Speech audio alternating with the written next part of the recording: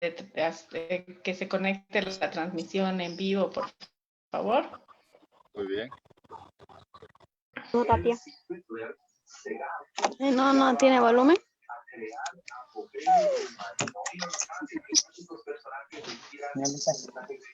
Buen suspiro le tiró. Señorita. Fuerte, suspira a veces. Ya se toca el pie. Por favor, les pedimos a todos que puedan silenciar sus micrófonos.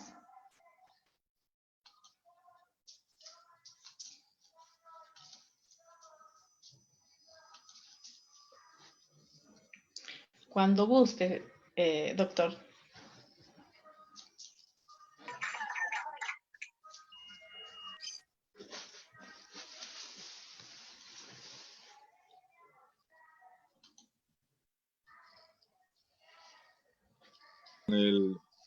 La plataforma de investigación, información especializada, con el apoyo también de la Fundación que representa aquí nuestra invitada Taí Ábrego, para poder hablar de lo que es la ruta de intervención para la atención de niñas y adolescentes que hayan sido víctimas de trata y tráfico de personas.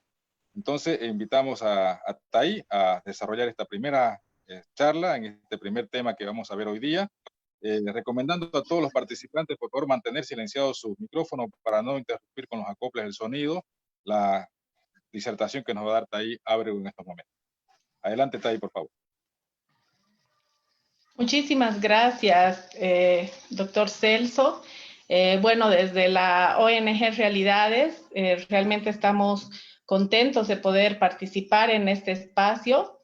La ONG Realidades es una organización sin fines de lucro que en este momento, gracias al apoyo de SEAM, Europa Sensamurs, el Ayuntamiento de Barcelona y el Ayuntamiento de Sant Cugat, puede desarrollar estos espacios, ¿no? Voy a compartirles mi pantalla para poder hacer la presentación que hoy hemos preparado. ¿Me confirman si la pueden ver, por favor? Sí, se ve. La presentación. Perfecto. Sí, se lo ve. Muchas gracias. Entonces, les decía que iniciamos este ciclo de formación a solicitud de el componente de trata y tráfico del CEPAT, del Gobierno Autónomo Departamental de Santa Cruz, y pues desde la ONG Realidades, gracias al apoyo de la Plataforma de Investigación e Información Especializada, y también SEAM, el Ayuntamiento de Barcelona y el Ayuntamiento de Sant Cugat, podemos compartir con ustedes este espacio, ¿no? Voy a ver si es que pueden cambiar, ¿no? Ven, ¿no? Entonces, hoy vamos a hablar un poquito de forma introductoria, de manera muy general, sobre las bases normativas de nivel nacional e internacional.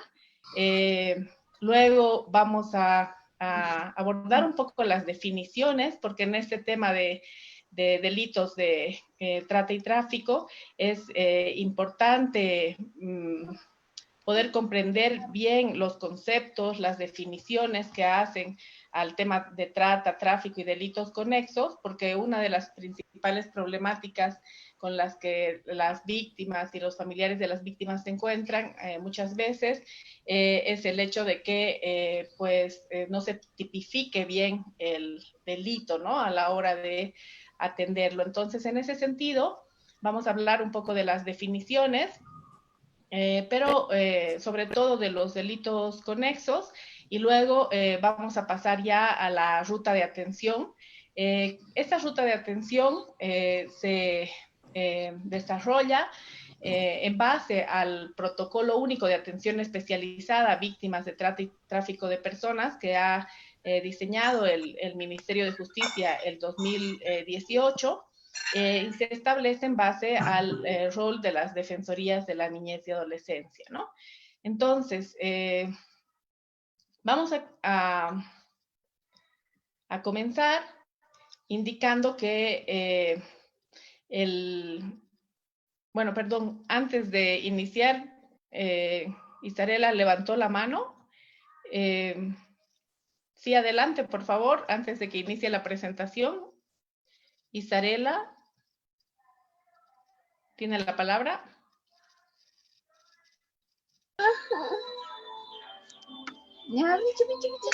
Isarela. Bueno, no responde. Entonces, para tener un poco la dinámica de la presentación, les voy a pedir, por favor, que podamos anotar las preguntas y voy a ir parando en ciertos momentos para que vayan planteándolas. Entonces, lo que les decía, ¿no?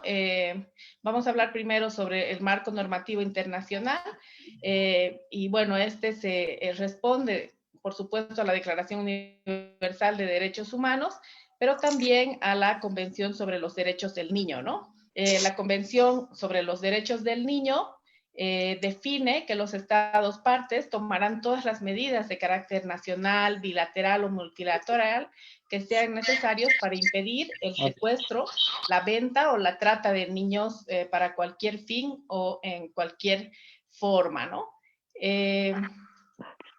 Asimismo, la Convención sobre la Eliminación de todas formas de discriminación contra la mujer determina el rol de los estados respecto al tema de la explotación a la que se puedan ver sujetas las mujeres, ¿no? Y también tenemos la Convención Interamericana sobre el Tráfico Internacional de Menores, que es de 1996, por eso utilizan la terminología de menores, que se refiere a los menores de edad, o sea, las niñas, niños y adolescentes. Y esta convención determina que el objeto de la convención es precisamente brindarles protección a los derechos fundamentales y velar por el interés superior del niño para prevenir y sancionar el tráfico internacional de menores de edad, así como la regulación de los aspectos civiles y penales, ¿no? Entonces, en este sentido, define que los estados parte de la convención se obligan a asegurar la protección de las niñas, niños y adolescentes, considerando el interés superior de los mismos, también a asegurar un sistema de cooperación jurídica entre los estados parte para poder garantizar la prevención y la sanción del tráfico internacional de niños, niñas y adolescentes, y también asegurar la pronta restitución del niño y adolescente víctima de tráfico internacional para que pueda llegar pronto al estado de su residencia habitual, ¿no?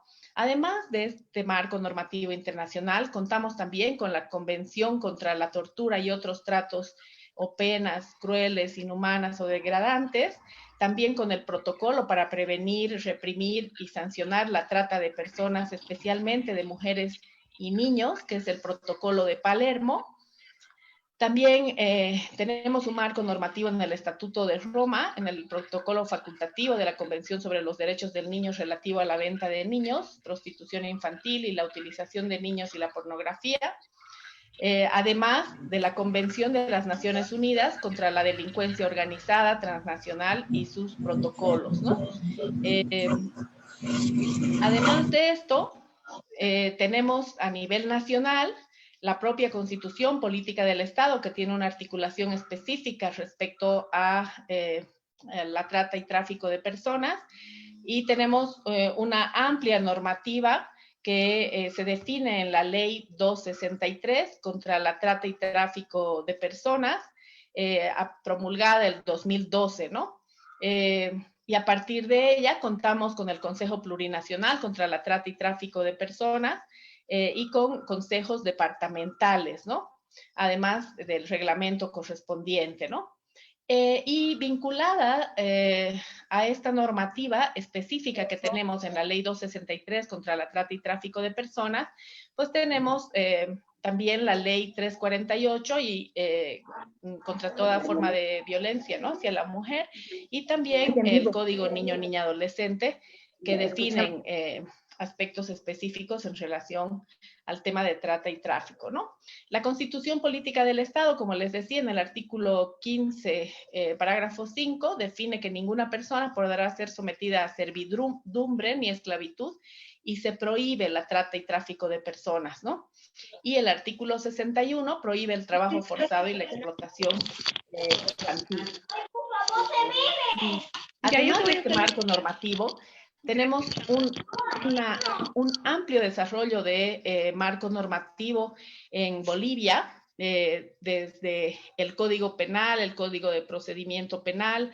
Tenemos una ley de protección a víctimas de delitos contra la libertad sexual, que es la ley número 2033. También la ley de donación y trasplante de órganos, células y tejidos. La ley de búsqueda y registro y difusión de niñas, niños y adolescentes extraviados. La ley de protección legal de niñas, niños y adolescentes. La ley de desarrollo y seguridad fronteriza. Y una serie de normativas específicas como la ley de migración que hacen a competencias de ciertas instancias que participan, pues, ya sea en la prevención o atención de la trata y tráfico, ¿no? Además de esto, en Bolivia se ha desarrollado también un marco de política pública. Además de las leyes y los tratados internacionales, en Bolivia contábamos con un plan nacional de lucha contra la trata y tráfico del 2015 al 2019 y un plan multisectorial de desarrollo integral para la lucha contra la trata y tráfico de personas del 2016 al 2020. Y también el 2012 se presentó por el Ministerio de Justicia el protocolo único de atención especializada a víctimas de trata y tráfico de personas. Y posteriormente este protocolo fue actualizado y el 2018 se presenta el protocolo único de atención especializada a víctimas de trata y tráfico de personas y la ruta de intervención, pero este protocolo no ha sido publicado, ¿no?, en formato digital, es que se ha presentado en varias instancias de difusión del mismo, ¿no? Sin embargo, es el protocolo que tiene más actualizada la información, ¿no? Luego, también tenemos por parte de la policía boliviana el manual contra la trata y tráfico de personas, el manual de investigación, y también contamos con un protocolo de repatriación de víctimas de trata y tráfico de personas de nacionalidad boliviana en el exterior, ¿no? Además, también tenemos otros instrumentos que ayudan a una mejor intervención de cara a las rutas. Obviamente en esta exposición no vamos a entrar a cada uno de ellos por el tiempo de la misma. Sin embargo, es importante conocer que existen y que podamos acudir a ellos para hacer una mejor intervención, ¿no? Por un lado tenemos la guía para la gestión de casas de acogida y refugios temporales.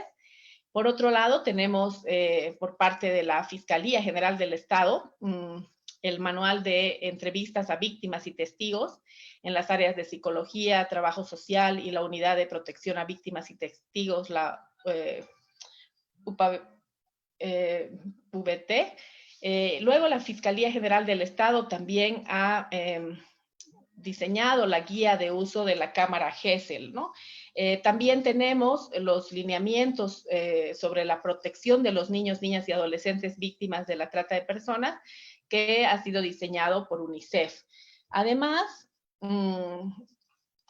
de todos estos instrumentos, también tenemos en algunos departamentos, como el departamento de Santa Cruz, que cuenta con el protocolo de atención prioritaria a víctimas sobrevivientes de trata y tráfico de personas, que justamente la siguiente semana estará compartiendo en este espacio el doctor Celso. Tenemos algunos protocolos que están relacionados a poblaciones en situación de alto riesgo frente a la trata y tráfico de personas. Tenemos el protocolo de prevención y atención y sanción a toda forma de vulneración a la integridad sexual de las niñas, niños y adolescentes, y el protocolo para la prevención y atención a niñas, niños y adolescentes en situación de calle, ¿no? Es muy importante conocer estos otros protocolos y también abrir el análisis hacia la relación de estas poblaciones que pueden ser poblaciones altamente vulnerables a ser víctimas de trata y tráfico de personas, ¿no? Es importante recalcar que en municipios como La Paz, Santa Cruz, Tarija se han desarrollado políticas autonómicas municipales o departamentales de prevención y atención a la trata y tráfico de personas, ¿no? Y es bueno que cuando desarrollamos nuestro trabajo podamos acudir a estas buenas prácticas también. No voy a desarrollar lo que la ley 263 define, pero en el artículo 6 determina, ¿no?, que el abuso de una situación de vulnerabilidad, la explotación, la servidumbre por deudas, la servidumbre costumbrista, el matrimonio servil, la guardia y adopción ilegales, el trabajo forzoso, el turismo sexual y la mendicidad forzada, pues son, digamos, hacen, ¿no?, a la definición de lo que es el delito de trata y tráfico de personas, ¿no? Sin embargo, creo que sí es necesario identificar, ¿no?, que las víctimas de trata de personas son todas aquellas personas que han sufrido la captación, el traslado, la acogida o la recepción por cualquier medio de engaño, por intimidación o abuso de poder y uso de fuerza o coacción o amenazas, y la situación de dependencia o vulnerabilidad, además de la concesión de pagos o beneficios a una persona que tenga autoridad sobre la víctima, ¿no?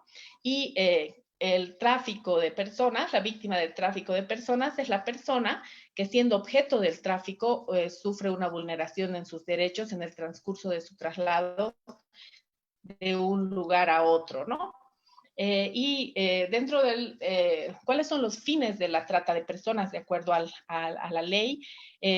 Pueden ser la venta u otros actos de disposición del ser humano con o sin fines de lucro, la extracción para venta, disposición ilícita de fluidos o líquidos corporales, células, órganos o tejidos, la reducción de esclavitud o estado análogo, como ya decía antes, la explotación laboral o trabajo forzoso o cualquier forma de servidumbre, la servidumbre costumbrista, la explotación sexual comercial, el embarazo forzado, el turismo sexual, la guarda o adopción, la mendicidad forzada, ya lo decía antes, el matrimonio servil, el reclutamiento de personas por su participación en conflictos armados, el empleo en actividades delictivas y la realización ilícita de investigaciones biomédicas, ¿no? ¿Por qué es importante conocer esto así en detalle y tal vez recalcarlo una y otra vez? Sé que en todas las exposiciones que hacemos de trata y tráfico resaltamos cuáles son estos fines, porque es importante que los servidores públicos, sobre todo de defensorías de niñez y adolescencia, defensa pública, fiscalía, juzgados, identifiquen esto como este delito, ¿no? Muchas veces se confunde con la violencia sexual o con otros delitos y esto no permite que hayan unas investigaciones adecuadas, ¿no? Y que quedan muchas veces en la impunidad de estos casos, ¿no? Ahora, como delitos conexos, tenemos el tema del proxenetismo, que se produce cuando una persona ha sido obligada a permanecer en la prostitución o a quien se le ha facilitado a la misma mediante engaño, abuso de una situación de necesidad o vulnerabilidad en una relación de dependencia de poder, violencia, amenaza o cualquier otro medio de intimidación, ¿no? Para satisfacer deseos ajenos con ánimo de lucro o beneficio, ¿no?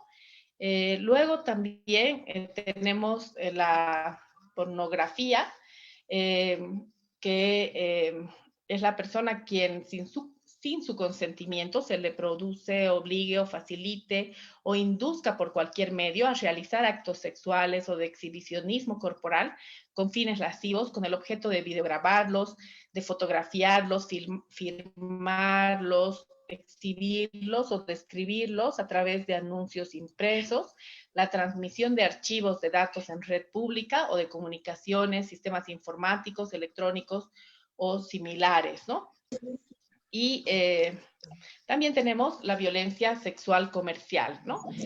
Como delito conexo de la trata y tráfico. La violencia sexual comercial es un delito cometido por una persona cuando paga en dinero o especie, en ropa, juguete, comidas, joyas, celulares, drogas u otros, a una niña, niño o adolescente o a una tercera persona para tener cualquier tipo de actividad sexual, erótica o pornográfica con ese niño, niña, adolescente, ¿no? Este es uno de los delitos más frecuentes y más invisibilizados en relación al tema de delitos conexos de trata y tráfico, ¿no? Ahora, ¿en qué modalidades se realiza la violencia sexual comercial? Se realiza a través del turismo sexual, por ejemplo, ¿no? Que son paquetes turísticos que incluyen ofertas de servicios sexuales o mensajes de belleza natural, utilizando, ¿no? El cuerpo de niñas, niños o adolescentes como atracción turística. También, ¿no? En relación a la trata y al tráfico de niños o adolescentes con fines sexuales, ¿no? La trata de personas se produce cuando el engaño para la captación, transporte o traslado o acogida o recepción de los niños se produce con un fin de violencia sexual comercial o esclavitud sexual, ¿no? Y lo mismo en relación al tráfico de niños o adolescentes con fines sexuales, ¿no? El engaño a veces está basado en ser contratado para trabajos domésticos o de vendedores u otros, con la promesa de una compensación financiera, ¿no? O algún otro beneficio, como ser vivienda, alimento o estudio. Ahora, el protocolo único de atención especializada a víctimas de trata y tráfico de personas y la ruta de intervención se diseña con el objeto de establecer los procedimientos y las herramientas uniformes aplicables en todo el territorio nacional que permitan la intervención interinstitucional articulada. A partir de la concurrencia competencial, ¿no? Todos sabemos que de acuerdo a las diferentes normativas, cada instancia pública o las entidades de sociedad civil también que participan en este sistema de protección, digamos, y atención frente a delitos de trata y tráfico de personas, tienen sus propias atribuciones o competencias o responsabilidades y es importante que confluyan, que se articulen para poder responder de manera efectiva a este delito, ¿no? Y para atender sobre todo a las víctimas, ¿no? Con calidad y calidez, ya sea nacional o sea extranjera, ¿no? A través de la consolidación de medidas y mecanismos de prevención, atención integral especializada, asistencia, protección y persecución o sanción penal, ¿no? Entonces, este protocolo define, ¿no? Cómo el proceso delictivo se produce en la captación, traslado y acogida y con la finalidad de la explotación, ¿no? Entonces, este sistema de atención, protección y reintegración a víctimas fundamenta sus acciones en un enfoque de trabajo de restitución de derechos. Es decir, que mediante el funcionamiento de se pretende recuperar los derechos vulnerados por el delito al que se vieron enfrentados las víctimas, ¿no? Proporcionándoles no solamente protección a ellos y a sus familias generalmente, sino también estrategias que les permitan sobrellevar lo sucedido y poder reintegrarse a lo social y económicamente, ¿no? Entonces, es muy importante en este punto que recordemos el artículo 15 de la Ley 263, ¿no? Que define cómo están compuestos los consejos departamentales. Se define, ¿no? Que los consejos departamentales es la instancia máxima de coordinación y representación para formular, aprobar y ejecutar la política departamental de lucha contra la trata y tráfico de personas y delitos conexos, ¿no? Entonces, es importante que seamos conscientes de que los consejos departamentales contra la trata y tráfico de personas no solamente formulan los planes departamentales contra la trata y tráfico de personas, sino que son la instancia de coordinación para, además de aprobar, ejecutar, o sea, implementar coordinada y articuladamente todos los artículos que determinan, ¿no? En este caso, la ley 263 de lucha contra la trata y tráfico de personas. Entonces, tenemos que comenzar a pensar en los consejos departamentales como la instancia operativa de referencia y contrarreferencia. No solamente, ya decía, para la articulación de diseño de planes o de prevención. También los consejos están llamados por ley a ejecutar las políticas departamentales contra la trata y tráfico de personas, ¿no? Y bueno, en este caso, recordamos que está compuesto por el gobernador o gobernadora, las alcaldesas o alcaldes, según corresponda. En el caso de La Paz también participará el Alto. Luego está conformado por el comandante departamental de la Fuerza Especial de Lucha contra el Crimen, la Jefatura Departamental de Trabajo, que tiene un rol muy importante en la fase de restitución ya de derechos a nivel de los derechos laborales, ¿no? La Dirección Departamental de Migración, la Dirección de Servicio Departamental de Educación, que tiene un rol tanto a nivel preventivo como a nivel también de restitución de derechos, cuando se tiene que reincorporar a las niñas, niños, adolescentes que han sido víctimas de trata y tráfico al sistema educativo, ¿no? Luego tienen que, también está formado por la Dirección del Servicio Departamental de Gestión Social, la Fiscalía Departamental, los representantes de la Defensoría del Pueblo y representantes de sociedad civil organizada de acuerdo a reglamentación, ¿no? En cada ciudad, en cada departamento será diferente la participación de la sociedad civil organizada y, por ejemplo, hay departamentos como La Paz, que tienen una articulación y coordinación muy directa con organizaciones, por ejemplo, como MUNASI Cuyaquita, que tienen ya sea centros o que tienen la posibilidad de colaborar con traslados de urgencia u otros, porque trabajan permanentemente en este tipo de temas, ¿no? Entonces es fundamental que también las autoridades, de cara a la ruta de atención de las niñas, niños y adolescentes víctimas de trata y tráfico, identifiquen a todas las entidades de sociedad civil, a todas las ONGs, fundaciones, que cuentan con diferentes prestaciones, ya sea para acogimiento en directa coordinación con el Estado, como para el traslado, la comunicación internacional, siempre obviamente respetando la coordinación directa con la autoridad estatal que tiene la competencia, ¿no? Pero es fundamental que para tener una mejor intervención se pueda coordinar también con las entidades de sociedad civil. También es muy importante el rol en la fase ya de restitución de derechos, ¿no? Es importante que pensemos que las víctimas que han sufrido trata y tráfico, además de tener un amplio proceso de necesidad de recuperación psicológica y de atención psicológica, muchas veces no solo a la víctima, sino también a la familia, requieren de este apoyo que puede ser brindado por ya sea servicios de universidades que tienen atención externa, por ejemplo, en psicología, como otras ONGs o fundaciones que tengan esta especialización.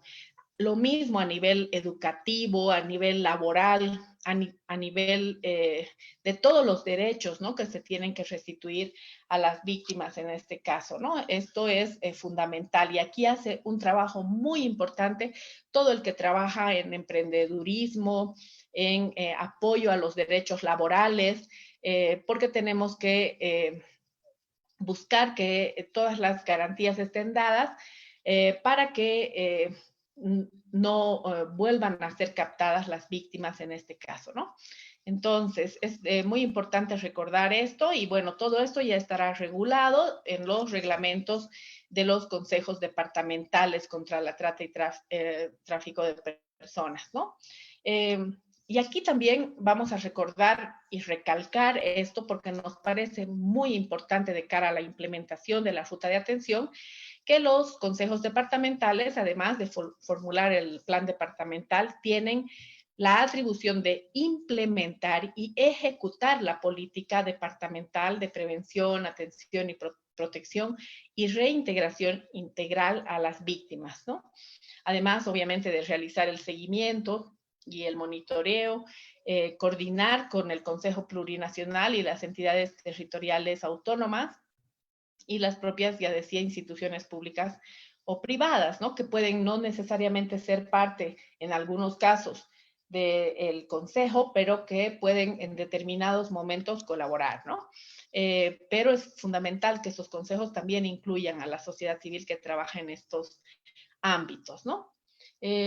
Ahora, también quería, aquí voy a parar un ratito de compartir la pantalla antes de entrar ya a lo que significa propiamente la ruta de atención que les hemos traído hoy día, para poder abrir preguntas, no sin antes aprovechar también para poder explicar, me había saltado una parte que creo que es importante, que, por ejemplo, lo define el gobierno departamental de Santa Cruz en su protocolo, que diferencia, ¿no?, la trata interna de la trata externa, ¿no? Hace esta diferencia conceptual diciendo que la trata interna es el proceso de reclutamiento, traslado, explotación de la víctima dentro de las fronteras de un mismo país, ¿no? Y que la trata externa es cuando el reclutamiento ocurre en el país de origen o de residencia de la víctima y la explotación en un país diferente. Y existe o debió existir un cruce de fronteras, ¿no? Aquí, bueno, relacionan ellos en este concepto la trata y tráfico de personas, ¿no? Pero es importante también, bueno, abordar este tipo de conceptos que nos presentan quienes trabajan directamente en el tema, ¿no? Ahora, también quería comentar, ¿no?, que se considera que existe una conexitud entre el delito de trata de personas y el de violencia sexual comercial, cuando el tratante vende o alquila el cuerpo del niño, niña o adolescente al cliente como mercancía sexual, ¿no? Y se considera que existe una conexitud entre el delito de proxenetismo y el de violencia sexual comercial en los casos en los que el llamado proxeneta comercializa sexualmente a un niño, niña o adolescente, en este caso, ¿no? Quien paga en dinero, especie, al proxeneta será quien comete violencia sexual comercial. Esto es muy importante de cara a la tipología, que es lo que indicaba anteriormente, ¿no? Entonces, no sé si hasta aquí hay alguna consulta o comentario antes de que podamos pasar ya a la ruta de atención propiamente dicha que hemos traído a compartir en este espacio. Tienen la palabra, por favor. No sé si es que hay alguna pregunta que se ha planteado tal vez a nivel del Facebook o si nos pueden apoyar. Creo que no hay una pregunta que se haya planteado hasta ahora, pero bueno, si tienen una pregunta hasta esta parte, luego vamos a entrar a la ruta propiamente dicha, como les decía. Ahí yo he revisado. No se escucha muy bien, Celso, ahí se interrumpe la comunicación. No, Claudia. he revisado, pero no he visto preguntas en el chat. Muchas gracias. Gracias. Claudia Moncari Peñafiel, levanta la mano, por favor, tiene la palabra. Buenas tardes. Mi pregunta era sobre la mendicidad forzada. Pasa que aquí en Sí, Santa Cruz, por ejemplo, se ve mucho, mucho lo que son los niños pidiendo monedas en las rotondas, en las plazas y en todos los lugares. Entonces, no sé, mi pregunta sería si ese no es un tipo de mendicidad forzada y qué es lo que se hace para contrarrestar eso, ¿no? Porque en muchas ocasiones son sus padres los que los ponen en esa situación incluso de peligro, porque 11, 12 de la noche los niños siguen en las calles pidiendo monedas. Esa sería mi pregunta. gracias. Hay que ver el caso por caso, ¿no? O sea, muchas veces se produce el caso que usted menciona, eh, pero es importante identificar que la mendicidad forzada consiste en forzar a un niño o adolescente o a una persona adulta a pedir dinero u otros beneficios de la calle o de cualquier otro lugar público o privado, ¿no? En favor de un tercero. Puede suceder en el caso que usted menciona que los padres o madres sean los que estén cometiendo este delito, ¿no? Esto es caso por caso, ¿no? Pero cuando se produce esto, pues las defensorías de la niñez y adolescencia debieran analizar el caso de forma integral y debieran proceder con con la correspondiente denuncia, ¿no? Si es que ellos identifican que el niño o niña está siendo forzado, ¿no? Esto es fundamental. Muchas veces es verdad que estamos como acostumbrados, ¿no? A ver este tipo de situaciones y vemos a los niños en diferentes lugares, pero a veces no hacemos nada, ¿no? No nos acercamos, no hay una intervención, ¿no? Ahora es importante que la intervención sea planificada, ya lo vamos a ver en la ruta, previamente con todas las instituciones que darían una respuesta efectiva a la situación, ¿no? Eh, Porque tiene que haber un plan de qué se hace a nivel de la intervención. Si es por tema socioeconómico de los padres, pues habrá que trabajar ese tema. Ahora, si es un tema de abuso, violencia, también habrá que ver e identificar esto, ¿no? Entonces, ¿qué se hace? Los gobiernos municipales y departamentales tendrían que hacer un tipo de prevención, pero también tendrían que hacer una intervención para identificar si es que existe un tema de que alguien esté forzando a favor de un tercero, ¿no? En este caso. Esa sería mi respuesta. ¿Tienen alguna pregunta más, por favor, antes de ya pasar a la ruta propiamente dicha?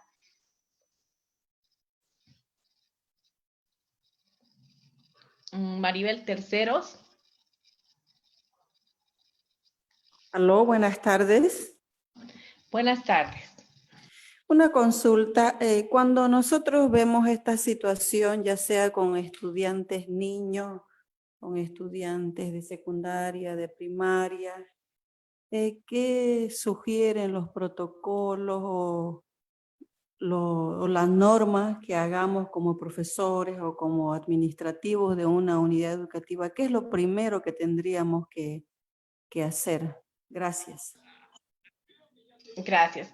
Ante cualquier situación de violencia en general y de trata y tráfico en particular, pues tienen que denunciar, ¿no? Entonces, porque esto da oportunidad a que las personas especialistas en el tema puedan intervenir, ¿no? Entonces, y si se trata de niños, niñas y adolescentes, ya vamos a ver en la ruta, aún incluso cuando la policía fuese la que identificara la situación, inmediatamente tiene que convocar a la Defensoría de la Niñez y Adolescencia, porque son los especialistas que atenderán con esa mirada de atención a niñez y adolescencia el caso, ¿no? Entonces, esto es importante, ¿no? La denuncia es fundamental. Esto es lo que dicen los protocolos, ¿no? Una consulta más, por favor, Sí. licenciada.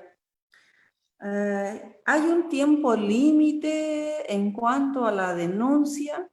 Es decir, tenemos 24 horas, 48 horas, porque en esta gestión ha salido una documentación para las unidades educativas en la cual nos hablaba de unos tiempos establecidos para hacer una denuncia en relación obviamente a la vulneración de derechos de los estudiantes. ¿Qué hacemos cuando, por decir, el profesor conoce el caso de trata y tráfico de un estudiante, sea en primaria, en secundaria, y tenemos de repente 24 o 48 horas, no sé qué dice la normativa al respecto? Bueno, la normativa define que la denuncia tiene que ser inmediata, pero dado, ¿no? Un plazo máximo en el máximo de 24 horas, ¿no? Pero tiene que ser lo antes posible, ¿no? Y además es importante también reconocer que en el tema de trata y tráfico no existe formalismo, ¿no? Entonces, el artículo 42 justamente de la ley 263 define, ¿no?, que la denuncia por delito de trata y tráfico de personas podrá ser interpuesta de manera verbal o escrita por las víctimas o por terceros, ¿no?, sin el cumplimiento de los requisitos procesales formales. ¿Por qué? Porque es urgente, es muy urgente la atención. De un minuto puede depender la vida de estas personas, ¿no? Entonces es fundamental hacerlo de manera inmediata en realidad. Porque Gracias. es un delito que se mueve en una dinámica acelerada, ¿no? Entonces es fundamental hacerlo lo antes posible. Roxana Jiménez, creo que es, levanta la mano, tiene la palabra, por favor. Sí, buenas tardes, licenciada. Mi pregunta va por el lado de las políticas en este sentido en Santa Cruz. ¿Cómo están? Bueno, yo soy de Sucre, Ajá, pero bueno, tengo ya. contacto con Santa Cruz también, pero ¿Cómo entiendo lo ve que usted? en Santa Cruz tienen una unidad importante a nivel del CEPAT, ¿no? Y tienen personas que se especializan en la atención a este tema, ¿no? Y bueno, aquí justamente es quien nos ha invitado a dar esta ruta de atención. El doctor Celso Parades, el responsable de trata y tráfico dentro del CEPAT, ¿no? Y él es quien coordina con el Consejo Departamental, que era otra pregunta que habían escrito en el chat, si existía Consejo Departamental contra la Trata y Tráfico de Personas en Santa Cruz. Nosotros sabemos que sí existe, pero mayor detalle sobre el mismo podría dar precisamente el doctor Celso Parada, ¿no? Y yo les invito a que puedan ustedes seguir este mismo espacio el siguiente miércoles, porque el doctor Celso va a explicar el protocolo que tienen en Santa Cruz y es la oportunidad para que ustedes se informen cómo está diseñado este protocolo, pero también para que le puedan hacer las preguntas específicas sobre el tema, ¿no? Ahora estamos abordando el tema de ruta, entonces yo les pediría que apuntemos esa pregunta para la siguiente vez, ¿no?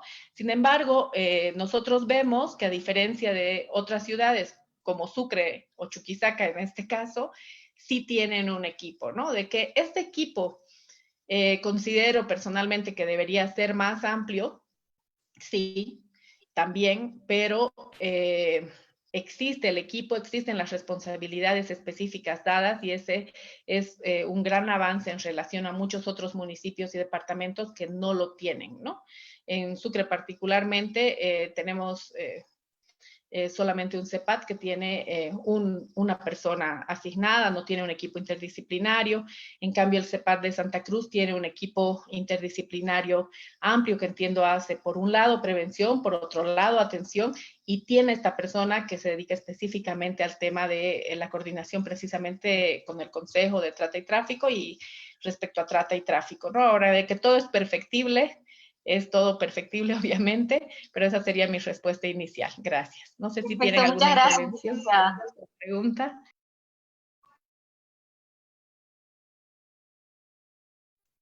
Ahí, si me permite, podría reforzar un poquito la respuesta del término que preguntaba una profesora, una directora que es una educativa.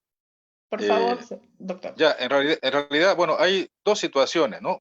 Una es cuando se está cometiendo alguna figura vinculada a la trata o tráfico de personas, ya sea de la trata misma como también de delitos conexos. Obviamente, si algún director, profesor se entera, sabe de esto, inmediatamente debe poner en conocimiento a las autoridades. ¿A dónde debe acudir? Inicialmente podría acudir a la Defensoría de Niñas y Adolescencia, pero acá en Santa Cruz también tenemos, como en los demás departamentos, una división de trata y tráfico de personas, que es donde se debe, digamos, poner en conocimiento de esta situación para que ya se empiece a activar todo el mecanismo, digamos, de recepción de denuncia y a la apertura del caso. Pero también se dan las circunstancias en las que a veces desaparece un menor de edad. Igualmente, no hay que esperar ningún término. Es decir, muchas veces se piensa, ¿no?, que va a volver en un día, 2 días, hasta eso, si es que lo han raptado con fines de trata, pues ya se lo han llevado muy lejos. Entonces, la puesta en conocimiento de una persona desaparecida, mucho más cuando es menor de 18 años, debe ser de manera inmediata. Entonces, un poco para reforzar la parte del término de espera. En realidad no hay que esperar nada. Si un niño, por ejemplo, no volvió a su casa, si ha ido al colegio y no ha vuelto hasta el mediodía, inmediatamente debe activarse la búsqueda y poner en conocimiento a la autoridad. Gracias. Coincidimos totalmente con lo que comparte el doctor. Además, es importante que tomemos en cuenta que, por ejemplo, los servidores públicos que tienen la obligación de promover la denuncia, porque de lo contrario esto es un delito, ¿no? O sea, la omisión de la denuncia se constituye en un delito en el caso de servidores públicos. Y bueno, como lo decía el doctor, tiene que ser lo antes posible, ¿no? Preguntan si es que en el departamento de Chuquisaca existe Consejo Departamental contra la Trata y Tráfico y quiénes lo manejan. En todos los casos, la instancia responsable de dirigir los consejos de trata y tráfico son las gobernaciones, ¿no? Entonces, es importante que conozcan que sí existe un Consejo Departamental de Trata y Tráfico, pero también nosotros conocemos que no se está reuniendo, ¿no? Ahora entendemos que por la pandemia no podemos hacer reuniones físicas, pero sí podemos hacerlas virtuales. Conocemos que al menos en este último tiempo no se han reunido en Chuquisaca, pero sí existe, ¿no? Y de hecho existe un plan departamental también contra la trata y tráfico de personas. No sé si tienen alguna pregunta más para que podamos pasar a la ruta, por favor. Sí, respecto a lo que estaba diciendo el doctor, de las denuncias que se atienden inmediatamente, tengo entendido que cuando desaparece una persona hay unas horas limitadas, ¿no?, que esperan para empezar a investigar. Una vez fui a un conversatorio sobre la misma temática y hubo muchas quejas a la policía de que no le toman la importancia necesaria a las denuncias, ¿no? E incluso un policía dijo, ¿no?, ¿para qué vamos a ir a investigar si fuimos y la pillamos en un pueblo con su cortejo? De un caso en específico que estaba hablando, ¿no? Entonces, muchas veces los policías o la autoridad no toma muy en cuenta la denuncia, porque lo primero que piensan, ¿no?, es que se ha escapado de su casa. Entonces, ahorita, ¿cómo está ese tiempo determinado que se espera? Sí, bueno, lamentablemente pasa eso a veces porque hay una falta de sensibilidad, pero también una falta de especialización, ¿no? La ley determina que los servidores públicos, los policías, debieran tener la especialización respectiva para poder abordar los temas de trata y tráfico de personas, ¿no? Y lamentablemente a veces pasa lo que usted menciona, pero bueno, la normativa y el protocolo define que debieran tener una especialización que implica ya no solamente conocer los procesos y cómo garantizar la atención a la víctima y también que pueda sancionarse al delincuente, sino también en el hecho de tener la sensibilidad y el cuidado respectivo, ¿no? Y dejar que cada instancia pueda participar de acuerdo a su atribución y de la forma especializada en que corresponde, ¿no? Voy a ver una pregunta más para luego seguir con la exposición y luego ya abrir otro espacio de preguntas también. Preguntan si existe una red aparte del consejo. Bueno, A nivel nacional, sí existe una ley, una red nacional de lucha contra la trata y tráfico de personas. A nivel de sociedad civil, en algunos departamentos sí existe la red y en otros no, ¿no? En Sucre particularmente, hace mucho tiempo que no funciona desde que se consolidó el Consejo Departamental de Trata y Tráfico. La red contra la trata y tráfico de personas de alguna forma dejó de funcionar, ¿no? Entonces, pero sí a nivel nacional existe una red y hay municipios en los que sí cuentan con esta red y otros no, ¿no? Pero claro, lo ideal sería, de acuerdo a la normativa, que funcionen los consejos departamentales, que articulen con la sociedad civil para que solo desde esta instancia se pueda hacer una intervención mejor, ¿no? Y ahí la sociedad civil también tiene el deber constitucional de hacer seguimiento y monitoreo a la normativa. Bueno, dejando esta pregunta, vamos a pasar a la siguiente fase de la exposición. Me dicen que no se escucha. Por favor, ¿me pueden confirmar si me escuchan o no? Sí, se Creo que escucha. está bien, se escucha muy bien. Está bien. Perfecto. Se escucha Paola perfectamente. Ramírez Delgado dice que no. Ah, bueno, no, ella dice que sí se escucha, pero bueno, antes había.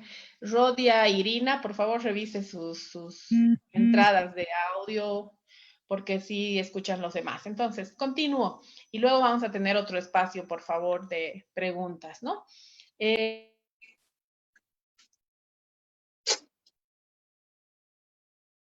Perdón, para abordar la ruta específicamente, quería antes recordar, ¿no? Sobre todo a las defensorías de niñez y adolescencia, y bueno, a todas las personas que trabajan en este tema, que es importante saber que los delitos de trata y tráfico tienen un carácter nacional e internacional y están operados pues por redes criminales muy bien organizadas, ¿no? Por lo que es difícil la identificación, ¿no? Pues generalmente están encubiertas por denuncias de explotación laboral, por ejemplo, rapto, secuestro, por lo que es importante que tomemos en cuenta que esta situación es una situación delicada, ¿no? Y que es fundamental que casos, cuando las defensorías, por ejemplo, enfrenten uno de estos casos, deben sostener la entrevista con la víctima con las precauciones y acuosidad de estar probablemente frente a un posible caso de trata o tráfico de personas, porque si logra obtener indicios de frente a uno de estos delitos, debe actuar de manera coordinada con el Ministerio Público y la policía, ¿no? Y tiene que tomar en cuenta que las principales víctimas de estos delitos son las mujeres, las niñas, las adultas, ¿no? Y la intervención de los servidores públicos consiste en implementar las medidas y mecanismos de prevención, de protección, atención y de reintegración integral, ¿no? Para la recuperación de la persona que ha vivido esta experiencia traumática, ¿no? Y es fundamental también tomar en cuenta que a la hora de intervenir, que el empoderamiento personal y social para la reconstrucción de los proyectos de vida es algo en lo que debemos trabajar, ¿no? Muchas veces atendemos el caso, lo denunciamos, pero luego se abandona a la víctima y a sus familiares en el camino, ¿no? Esperando solamente la sanción, que lamentablemente muchas veces tampoco llega, ¿no? Por diferentes cuellos de botella que tenemos que en el proceso, ¿no? Entonces, es importante que tomemos en cuenta esto, ¿no? Ahora, también voy a recordar que el artículo 29 de la ley 263, que define, ¿no?, que se deben tomar medidas. Digo todo esto en general porque ya cuando entremos a la ruta nos vamos a ver paso a paso, pero estos detalles son importantes recordarlos de cara a un enfoque integral que tengamos, ¿no? Entonces, es importante que recordemos este artículo 29 de la ley 263, que define, ¿no?, que las niñas, niños y adolescentes víctimas o testigos deben recibir los cuidados y atención especializado, adecuados e individualizados, ¿no?, que deben ser escuchados y que sus opiniones deben ser tomadas en cuenta, que además deben ser informados en todo el proceso de atención. Debemos informar de forma clara, sencilla y permanente a las niñas, niños y adolescentes que sufren estos delitos, ¿no? Y en los casos de duda en los que no se establezca la edad de la víctima de trata y tráfico de personas, se debe presumir su minoridad de edad, ¿no? Además, la atención de los niños, niñas y adolescentes víctimas o testigos debe estar a cargo de los profesionales especialistas en el área, ¿no? Y la información que se les brinde debe ser por conducto también de su tutor o tutora legal, y si este fuera el responsable, de una persona de apoyo, ¿no? Es muy importante tomar en cuenta esto. También es importante tomar en cuenta que la información se debe proporcionar en su idioma o de manera comprensible, ¿no?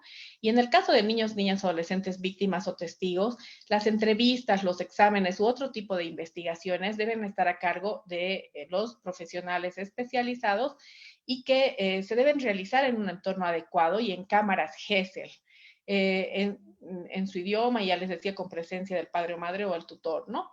Y en las actuaciones judiciales se debe realizar la audiencia reservada sin presencia de medios de comunicación, porque no nos olvidemos que en estos delitos, estas redes criminales pues tienen una alta injerencia de amenaza, ¿no? A la víctima y a sus familias generalmente, ¿no? Y durante el proceso judicial deben recibir los niños el apoyo de la Unidad de Atención Especializada para Víctimas y Testigos del Ministerio Público. La ruta que les voy a compartir a continuación es una ruta que se hace en el marco ideal, digamos, de que se cuenten con todas las instancias correspondientes, ¿no? Sabemos que lamentablemente en los municipios rurales hay una mayor dificultad de disponibilidad de personal en las diferentes instancias que atienden, ¿no? Pero, bueno, veamos qué pasa en esta ruta, ¿no? ¿Ven la pantalla? Por favor, ¿me pueden confirmar? Sí, se ve. Se ve. Perfecto. Se ve. Entonces, vamos a hablar primero de la prevención antes de entrar a la ruta de atención propiamente dicha. Entonces, la prevención está definida, ¿no? En los artículos 29 y 30 de la ley 263, ¿no?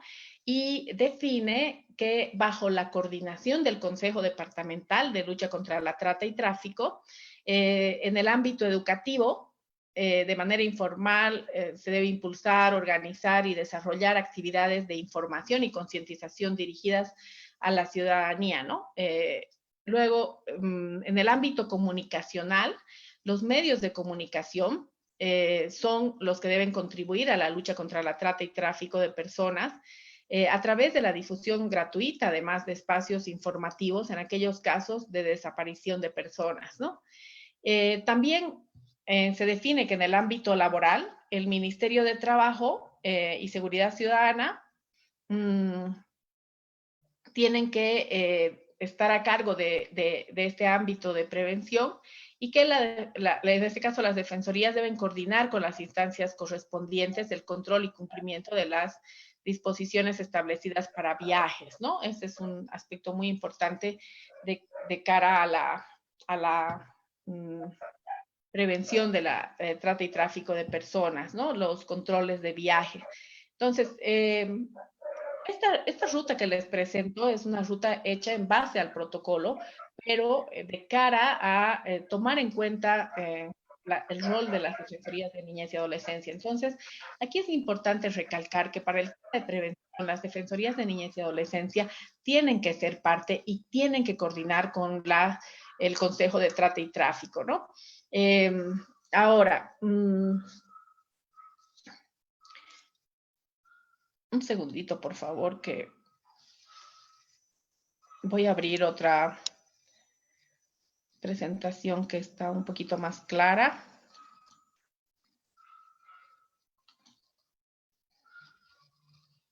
Un minutito, por favor.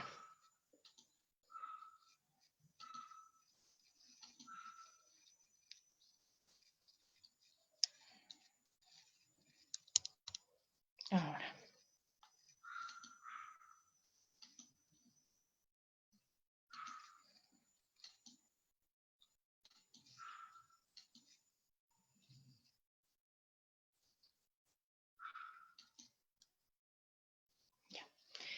Entonces, les decía, ¿no? Que la Defensoría o en su defecto la policía que ejerza la Rectoría para la Garantía de Derechos en su jurisdicción debe verificar los documentos requeridos para otorgar el permiso de viajes nacionales o internacionales, ¿no?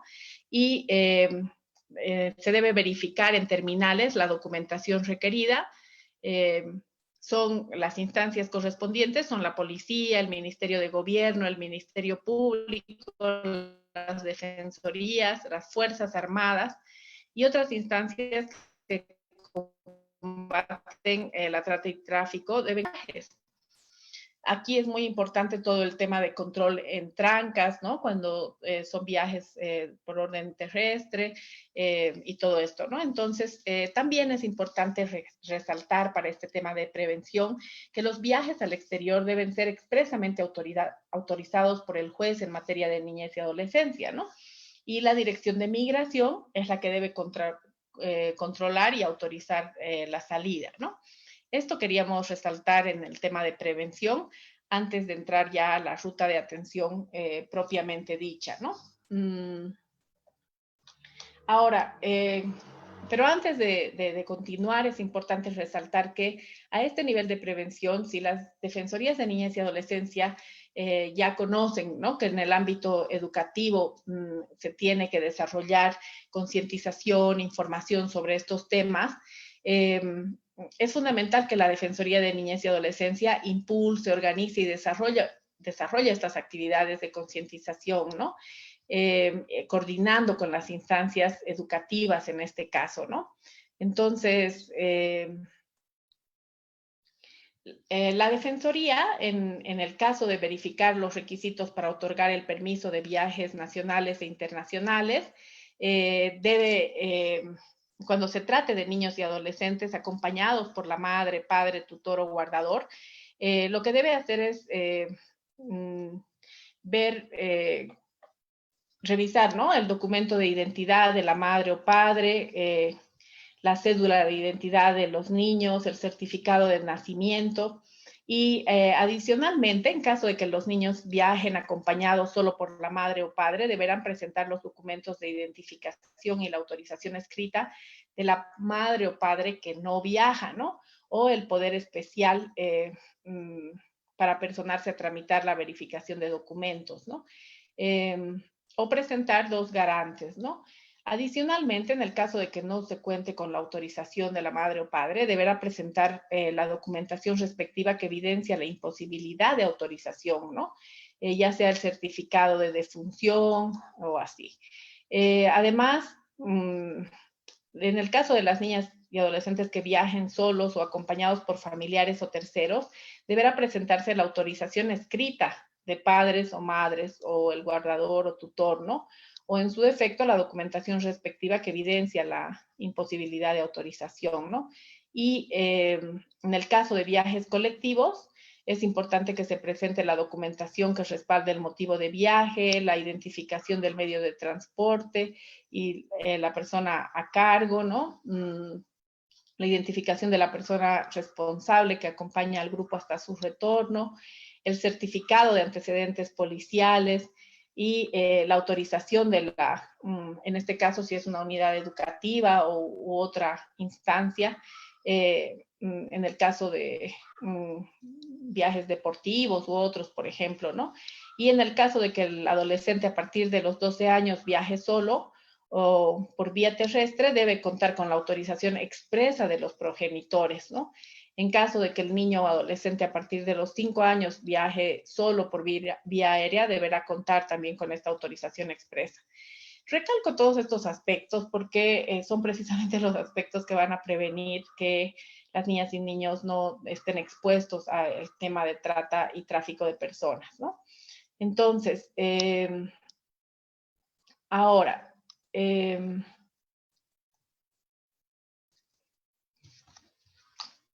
vamos a pasar ya a la ruta, perdón. De acuerdo al protocolo, existen diferentes etapas, ¿no? En la atención, protección y reintegración a las víctimas. La primera etapa es el rescate de la víctima. La segunda, la atención y protección inicial. La tercera, la protección institucional. La cuarta, la reintegración. Y la quinta, la post-reintegración. Vamos a ver cómo se desarrollan cada una de estas etapas. A nivel de la detección y rescate, cuando se produce la denuncia o solicitud de atención, puede ser realizada por la víctima, la familia, los servidores públicos, los profesores, como decían antes, u otros, o ser producto de operativos e investigaciones policiales, ¿no? Es importante que recibida la denuncia, tratándose de niños y adolescentes, la instancia que recibe la denuncia informe a la Defensoría de la Niñez y Adolescencia, ¿no? Es lo que decíamos anteriormente, que es fundamental que los especialistas estén atendiendo el tema, ¿no? Ahora, si se produce, una vez que se produce el operativo de rescate, es la División de Trata y Tráfico de la Policía, en coordinación con la Defensoría y las instancias competentes, desde la División de Trata y Tráfico de Personas de la FERCC, la que acompaña estos operativos de rescate a las víctimas, ¿no? Pero previo al rescate deberá preverse la atención integral y las medidas de protección que se brindarán. Aquí es esto fundamental, ¿no? Tiene que haber un plan previo al rescate, no solamente por parte de quienes intervienen en el rescate, sino por parte de quienes van a intervenir en la atención, el apoyo, la acogida a la víctima de trata y tráfico en este caso, ¿no? Entonces es fundamental hacer este plan integral, ¿no? Ahora, de cara a la detección, en respecto al acercamiento inicial, es importante que el equipo interdisciplinario de la Defensoría realice el acercamiento a la niña posible víctima de trata y tráfico para brindarle la atención integral, ¿no? Y la Defensoría lo que deberá hacer es garantizar la escucha, la confidencialidad y la privacidad, brindar la contención o la intervención en crisis respectiva, ¿no? Es fundamental que la Defensoría tome en cuenta que este primer contacto con la víctima se debe desarrollar desde el psicólogo y el trabajador social, ¿no? Que deben recibir y atender con cordialidad y amabilidad a la víctima y presentarse como un servidor para que le va a apoyar sin condiciones, ¿no? Deben brindar elementos que permitan a la víctima sentirse escuchada, acompañada, asegurando la confidencialidad y la privacidad de datos y la información, en lo posible en la presencia de un familiar, como habíamos dicho anteriormente, ¿no? O si hay ausencia de familiar, de otro miembro de la institución, en lo posible del mismo sexo, ¿no? Es fundamental evitar la atención en la recepción o en espacios públicos, ¿no? Es importante tener un espacio propicio para poder hablar con la víctima, ¿no? Y es fundamental confiar en el relato y otorgarle el valor correspondiente, ¿no?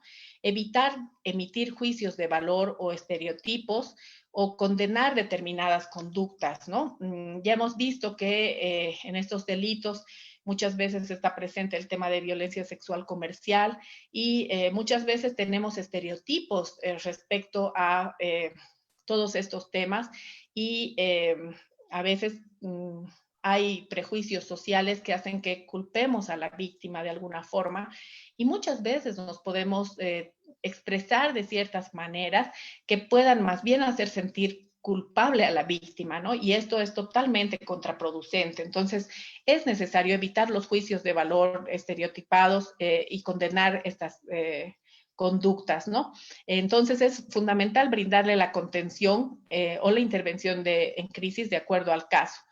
Ahora, también es importante tomar en cuenta que la víctima puede encontrarse amenazada y por eso es fundamental brindarle las medidas de seguridad, ¿no? Y realizar las gestiones para brindarle la atención prioritaria también a nivel de la salud física y psicológica, ¿no?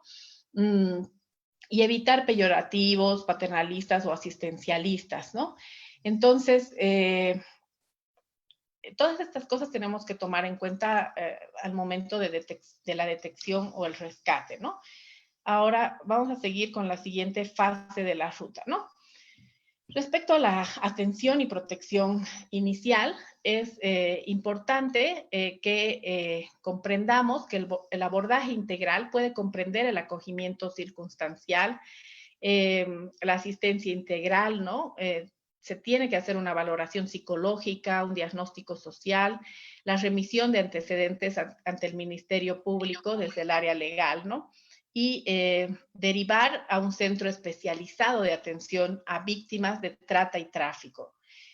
Sabemos que en muchos departamentos, en muchos municipios carecemos de estos centros especializados para víctimas de trata y tráfico, pero es fundamental que las autoridades tomen en cuenta que esto es necesario, ¿no? Y que les deben brindar las condiciones de protección y evitar la revictimización, ¿no? Y además es muy importante también llevar el registro en todos los momentos, ¿no? de atención. La Defensoría para esto debe realizar las gestiones para la atención prioritaria y de emergencia, ya decía, en la salud física o sexual, y en los temas de violencia sexual comercial. Es importante que se apliquen las pruebas de embarazo, ARBS, ILE, ¿no? De acuerdo a la sentencia constitucional 0206-2014, ¿no? Esto es, a veces, son aspectos que no tomamos en cuenta y son fundamentales en esta etapa, ¿no? Ahora, la protección institucional se va a producir a partir de la articulación de referencia y contrarreferencia. La Dirección General de Trata y Tráfico de Personas, en coordinación con los consejos departamentales, van a permitir que haya toda una red interinstitucional de atención a la situación, ¿no? Y se debe diseñar el plan de reintegración, que es diseñado entre la víctima y el equipo del CEPAT, el equipo interdisciplinario del CEPAT, ¿no? Para lograr una reintegración, la recuperación psicológica y el seguimiento, ¿no? Además, la Defensoría de Niñez y Adolescencia tiene que hacer el seguimiento y proporcionar la atención interdisciplinaria y coordinar permanentemente con el CEPAT, ¿no? Los formularios de referencia y contrarreferencia. Luego, en la fase de persecución y sanción penal, la UPABT del Ministerio Público debe brindar el apoyo en el proceso judicial y coordinar con la Defensoría la aplicación de medidas de protección, ¿no? Es fundamental tomar en cuenta todas las medidas de protección a víctimas y testigos que se pueda dar. Pasamos a la etapa preliminar de la denuncia, donde la víctima debe ser escuchada en el proceso y es fundamental tomar en cuenta que si la víctima desiste, la Defensoría de Niñez y Adolescencia debe continuar la demanda, ¿no? Y ya pasamos a la etapa investigativa, donde el IDIF, la Defensoría, el CEPDAVI toman sus respectivos espacios, ¿no? De actuación. Se hacen la complementación investigativa y el anticipo de prueba, ¿no? En la etapa de investigación, ya les decía, es fundamental el uso de la cámara Gesell, ¿no? Y en el caso de víctimas de trata y tráfico, la normativa define que es obligatorio, ¿no? Luego, la protección que se debe brindar a la niñez y adolescencia por parte del juzgado de niñez y adolescencia frente a las amenazas de vulneración de los derechos, se deben interponer las medidas de protección, ¿no? Y bueno, cuando ya se pasa a la etapa del juicio, pues la Defensoría de Niñez y Adolescencia pues tiene que desarrollar su labor, ¿no? Perdón. Luego, en la ruta, además de esta fase de persecución y sanción penal, está la fase de reintegración y post-reintegración. Aquí toma un rol muy importante el CEPAT, ¿no? Porque debe lograr la reintegración familiar, social, educativa y laboral, ¿no? Aquí debe coordinar con el Ministerio de Trabajo, debe brindar el tratamiento para frente a las secuelas físicas y psicológicas y reducir las condiciones de riesgo de ser captadas nuevamente, ¿no? Aquí, en base a un plan individual de reintegración, se debe hacer todo este trabajo y también proceder, ¿no?, con el tema de la indemnización por explotación y daños, ¿no? El seguimiento post, entonces, reintegración, está a cargo del CEPAT, conforme a las directrices, ¿no?, del formulario base e informe del seguimiento modelo, y se debe dar seguimiento al cumplimiento de sentencia y la protección respectiva, ¿no? Y la evaluación final estará a cargo de la unidad de atención a víctimas y testigos, ¿no? Luego, bueno, tenemos la fase de... dentro de la ruta también podemos identificar el tema de retorno seguro, ¿no? Para los casos de víctimas que están en otros países, ¿no? Para esto se tiene que aplicar el protocolo para prevenir, reprimir y sancionar la trata de personas, especialmente de mujeres y niños, que está definida, ¿no?, en la Convención de Naciones Unidas contra la delincuencia organizada y transnacional. En caso de víctimas extranjeras, ¿no?, es importante también tomar en cuenta el tema de víctimas nacionales en el exterior. Ahí el consulado debe brindar auxilio a la víctima o presuntas víctimas. Esto está especificado en el reglamento consular, el decreto supremo 22-24-3, y se debe brindar la asistencia consular integral, hacer el seguimiento y repatriación voluntaria y proceder con la repatriación segura y gratuita, ¿no? Aquí la coordinación debe producirse con la Dirección de Asuntos Consulares y la Dirección General de Lucha contra la Trata y Tráfico, y la Dirección General de Lucha contra la Trata y Tráfico de Personas coordinará la protección, la atención y la reintegración con el Ministerio Público, la Policía, las Defensorías de Niñez y Adolescencia y los gobiernos departamentales, desde el CEPAT como responsables de cumplir con los procedimientos de repatriación, ¿no? Esta es la ruta que hemos podido sistematizar para compartir en esta oportunidad. Es importante definir y mencionar que esta ruta ha sido hecha en base al protocolo, ha sido hecha por el Ministerio de Justicia con apoyo de UNICEF en un documento que está, entendemos, en proceso de diseño para su publicación, ¿no? Roxana Jiménez León, levanta la mano, por favor, antes de continuar con la última parte de puntualizaciones. Vamos a atender la pregunta.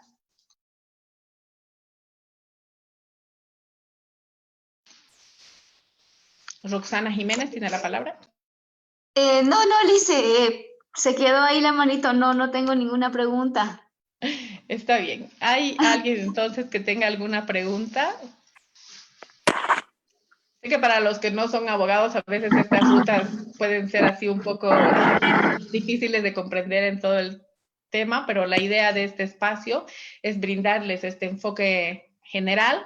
Y vamos en los siguientes miércoles, que tenemos 3 miércoles programados en adelante, junto con la unidad, el responsable de trata y tráfico del CEPAT, hemos habilitado estos espacios. Vamos a desarrollar y profundizar los temas con otros especialistas invitados que tendremos, ¿no? A ver, preguntan. Yo quiero preguntar, Thais. Sí, adelante. Sí, no, lo que pasa es que, bueno, la ruta que nos has compartido entiendo de que es una ruta que está todavía en construcción, se la está mejorando, porque tengo entendido que va a ser la que va a salir conjuntamente ya el documento final del Protocolo Único de Atención Especializada a Víctimas de Trata y Tráfico de Personas que está llevando adelante el Ministerio de Justicia, conjuntamente el Ministerio Público. Sí, la ruta que les he compartido en realidad es una ruta que se plantea desde un enfoque de actuación de defensorías de niñez y adolescencia, porque lamentablemente las competencias, digamos, en la normativa están muy disueltas, ¿no? Por eso he querido mostrarles al principio todo el amplio marco normativo que está definido, ¿no?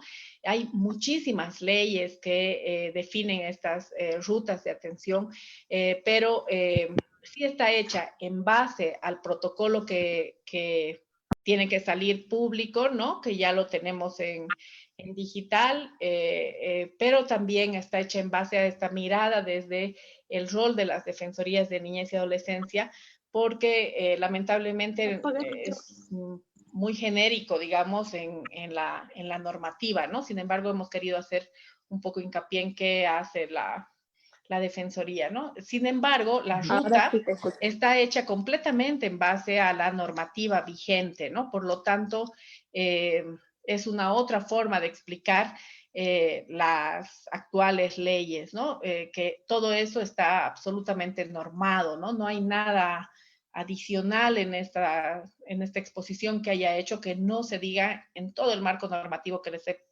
explicado al principio, ¿no? Pero sí, en Bolivia tenemos, digamos, el protocolo del 2012, que es como el vigente a nivel nacional, pero eso no quita la responsabilidad que tienen las diferentes unidades a partir de la normativa desarrollada respecto a la que hemos presentado esta ruta hoy, ¿no? Voy a ir viendo un poco los comentarios y las preguntas, por favor. Definen que debe existir un mayor control en las terminales de transporte terrestre de la salida de menores de lunes a lunes, tanto de día como de noche, y solo trabajan de lunes a viernes y en horario de oficina. Ese control debería ser permanente. Sí, totalmente de acuerdo con esa apreciación, ¿no? O sea, cuando no hay control, se está produciendo incumplimiento por parte de todas esas instancias que les he mencionado que deberían hacer el control, ¿no? ¿Yo puedo preguntar? Sí, adelante. ¿Cómo está? Mi nombre es Jenny, trabajo en el Observatorio Infanto Juvenil de la Universidad Gabriel René Moreno y también tengo un programa que se emite a través de la Radio Liberación de la Central Obrera Departamental. Usted mencionaba que la ley establece todo el tema de prevención, ¿verdad? Y hablaba de que todos los medios de comunicación deben hacer difusiones cuando hay una persona que ha desaparecido, ¿no? Pero ¿qué pasa con la prevención? Porque cuando hablamos de prevención, no solamente hablamos de una difusión cuando una persona ya desapareció, sino que la prevención es para evitar que esa persona desaparezca, ¿no? ¿Dónde se establece el trabajo con las unidades educativas, con los profesores, con los estudiantes, con los padres de familia? ¿Y qué es? O sea, Bolivia es uno de los países pues con las mejores leyes, lo sabemos, ¿verdad? Pero, ¿qué ocurre en cuanto al tema de presupuesto? ¿Cómo se trabaja estas leyes que tenemos y que usted explicaba? ¿Vienen con presupuesto? ¿El presupuesto lo designa el gobierno nacional a nivel departamental o a nivel municipal? ¿Y cómo es que se coordinan las acciones entre el gobierno departamental y el gobierno municipal, sobre todo para trabajar en el tema de prevención, porque es lo más preocupante, ¿no? Si nosotros les damos la debida información a los niños, a las niñas y a los adolescentes, ellos van a saber cuidarse, van a saber detectar situaciones de riesgo a tiempo. Pero si no lo hacemos y nos conformamos solamente con que los medios de comunicación difundan cuando alguien desapareció, realmente creo que no estamos avanzando, ¿no? Estamos queriendo tapar el sol con un dedo y eso es imposible. Ahora aquí en Santa Cruz, justamente con el doctor Celso, cuando yo trabajaba en Visión Mundial, dimos bastantes talleres de prevención de trata y tráfico en el Distrito 6. No sé si el doctor lo recuerda, pero justamente en los talleres, en las unidades educativas, los padres que decían, vamos, denunciamos que han desaparecido nuestras niñas, sobre todo las jovencitas, ¿no? Las de secundaria, pero no, o sea, no veían ningún movimiento o apoyo de ningún tipo de autoridades, y eran los propios padres con la junta escolar quienes iban a buscar por el barrio o por los barrios aledaños o en diferentes lugares donde se les decía que podían estar sus niñas. Y eso lo hacían a pesar de las amenazas que recibían de gente de su mismo entorno. Entonces, ¿cómo se encaran estas situaciones y estas problemáticas de manera real? A más de que tengamos unas leyes pues perfectas y hermosas, ¿no? La realidad para aplicar estas, ¿cómo se podría hacer? Bueno, muchísimas gracias por su pregunta. Creo que es una pregunta fundamental.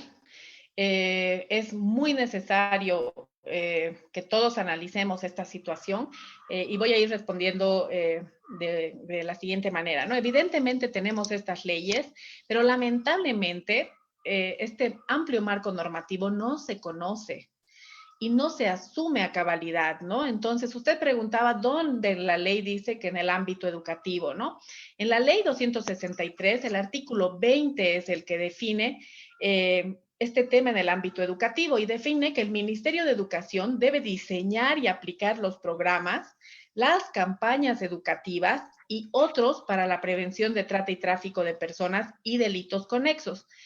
Además, dice este artículo de la ley que debe hacerlo con un enfoque de interculturalidad en los idiomas nativos, ¿no? No solamente en castellano en este caso, con un enfoque de género y generacional en todo el sistema preescolar, primario, secundario, superior y otros niveles de formación académica.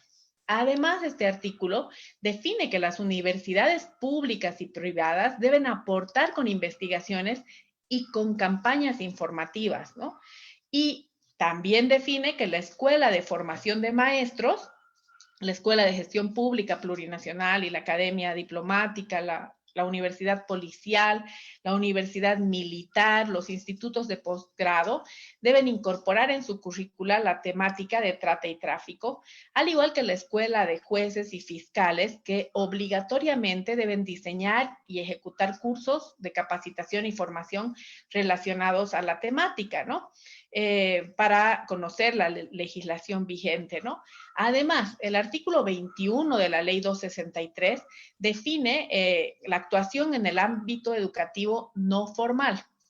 Define que las entidades territoriales autónomas, o sea, los gobiernos municipales y departamentales, de acuerdo a sus competencias, tienen la obligación de desarrollar mecanismos de información y de sensibilización. ¿Y qué es el Consejo Plurinacional contra la Trata y Tráfico? El que desarrollará y coordinará con las entidades territoriales autonómicas. Aquí entra la importancia vital y fundamental de los consejos departamentales de trata y tráfico. ¿Por qué un consejo departamental de trata y tráfico tiene que tener a la Dirección de Educación? Precisamente porque deben, a través del Consejo Departamental de Trata y Tráfico, hacer estas actuaciones y hacer que cada institución cumpla con su rol, ¿no? Luego, en el ámbito de educación no formal, también se define que es la Defensoría del Pueblo, en coordinación con el Ministerio Público, la Policía y las Defensorías de Niñez y Adolescencia, y además la sociedad civil, debe desarrollar estas actividades de información y concientización dirigidas a la ciudadanía, ¿no? Y que las instituciones privadas que desarrollan actividades vinculadas a la lucha contra la trata y tráfico de personas y los delitos conexos deben realizar actividades de información y sensibilización respetando las identidades culturales, ¿no? Entonces, en el artículo 20 y 21 de la ley tenemos estos aspectos. Pero ¿qué pasa? Lamentablemente, como usted bien dice, tenemos grandes limitaciones presupuestarias, pero más allá de las limitaciones presupuestarias, porque si revisamos los porcentajes de ejecución presupuestaria al final de cada año, los gobiernos municipales y los gobiernos departamentales no llegan al 100% de la ejecución presupuestaria. Entonces, a pesar de que hay quejas sobre el limitado recurso económico, debemos ser conscientes de que no tienen todavía la capacidad de ejecutar lo poco, digamos, que tienen asignado. Se ha inyectado un importante recurso a nivel de seguridad ciudadana también, ¿no? En estos temas. Los recursos económicos existen. Lamentablemente, lo que no existe muchas veces es el conocimiento de la ley y el que se asuma esto. No contamos con un programa de prevención de trata y tráfico nacional, digamos, que dé lineamientos para que las actuaciones no sean aisladas, no sean superpuestas, no sean puntuales, no se haga una feria y luego nunca más trabajar con esa población, ¿no? Lamentablemente, la acción de la prevención todavía carece de una planificación estratégica en muchos lugares. Aquí, a mí me llamaba mucho la atención cuando nosotros conocimos la experiencia del CEPAT Santa Cruz, por ejemplo, que tiene todo un programa de prevención, ¿no? Toda una herramienta de prevención que desarrolla e implementa, pero todas esas actuaciones solo van a ser posibles si no solo una instancia las desarrolla, sino si todos los llamados por ley, en este caso, todas las entidades que he mencionado, que acabo de mencionar, ¿no? Las unidades educativas, universidades, Defensoría del Pueblo, policía, todos confluyen en el Consejo de Trata y Tráfico y hacen una estrategia permanente y sostenible. Pero esa sostenibilidad en prevención solo se va a dar si educación lo asume. Lamentablemente, no contamos con este desarrollo curricular diseñado además por edades para que desde inicial se puedan dar estos contenidos. Entonces, creo que ahí tenemos que ser muy reflexivos todos los que trabajamos en estos temas y asumir pues la responsabilidad, la corresponsabilidad de comenzar a pensar nuestras actuaciones de manera estratégica en el marco de la normativa, ¿no? Para desarrollarla y aplicarla, pero debemos comenzar por conocer la normativa, ¿no? Entonces, sí hay limitaciones de presupuesto, sí hay limitaciones de personal, pero sobre todo hay una limitación de articulación coordinada y sostenible, ¿no? Aquí hay que reforzar los consejos departamentales y hay que aplicar las competencias y las atribuciones institucionales, ¿no? Espero haber dado respuesta a su pregunta. Considero que las leyes las debemos comenzar a conocer en profundidad para poder desarrollarlas, ¿no? Ahí sí hay tiempito para aportar algo más sobre lo que estás adelante. hablando. Ya, bueno, no, en realidad en el marco de nuestras competencias como gobernación, nosotros venimos ya trabajando hace varios años en esta temática de la prevención. Desde hace 4 años que se constituye este componente de trata y tráfico de personas, el equipo de prevención se traslada permanentemente a municipios de provincia, como a los diversos distritos del municipio de Santa Cruz, para realizar actividades preventivas. Estamos ahora con la limitación, obviamente, de no poder circular ni trasladarnos, pero lo estamos haciendo desde justamente las redes sociales, utilizando esta herramienta del Zoom. Estamos coordinando con los directores de unidades educativas, los talleres. Primero estamos dándole a ellos, luego a los docentes, y vamos a proseguir posteriormente con los estudiantes. Entonces, esta actividad que normalmente la hacíamos en vivo, en físico, estando presente con la población beneficiaria, digamos, de lo que es la actividad preventiva, que especialmente son niñas, niños, adolescentes. También lo hemos estado desarrollando en el ámbito de la sensibilización con funcionarios públicos, ¿no? Porque este componente además articula el trabajo que desarrolla el Consejo Departamental contra la Trata y Tráfico de Personas a través de los comités funcionales y sectoriales. Entonces en Santa Cruz por lo menos estamos nosotros trabajando de manera coordinada y articulada con toda la institucionalidad que combate la trata y tráfico de personas. Eso más, no más para comentarles y complementar un poco más lo que estaba explicando Tai. Muchas gracias, doctor Celso. Ahora ahí es importante también tomar conciencia de que los talleres que brinda el CEPAD en este caso no son lo mismo que el desarrollo que el Ministerio de Educación debiera tener, ¿no? Aquí las universidades con las investigaciones que pudieran desarrollar podrían ayudar, pero también los que están en diseño curricular, todos los pedagogos podrían tener un rol muy importante, porque lo que se necesita es desarrollar un diseño curricular desde, ya lo habíamos visto, desde el nivel inicial hasta el nivel universitario, de información que puedan brindar los docentes de acuerdo a la edad, de acuerdo también al tema cultural y todo esto, ¿no? Entonces, es fundamental el trabajo que hace el CEPAT respecto a capacitación a docentes, pero también es importante que se promueva desde los consejos plurinacional y los consejos departamentales este desarrollo curricular. Y aquí, por eso, el responsable es el Ministerio de Educación.